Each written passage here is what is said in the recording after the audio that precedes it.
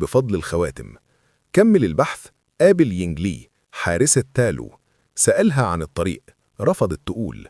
اتخانقوا، بس يينغ لي كسبته بقوة تالو. لكن في القتال وقعوا في حب بعض، خلفوا ولدين، شانغ شي وشيالينغ. وين وو بقت عنده عيلة، ساب شغله الوسخ وحبس الخواتم في علبة، وعاشوا مبسوطين. شانغ تشي سأل أمه: لو الخواتم أقوياء كده، انت كسبتيه ازاي؟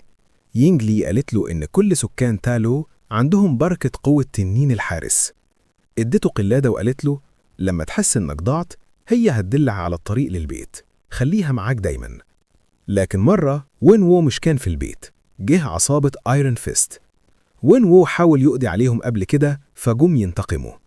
لما شافت كده، يينغ لي بعتت شانغ تشي وشيالينغ جوه البيت. جهزت تواجه العصابة، بس قواها اختفت، كانت سابتهم عشان تتجوز وين وو.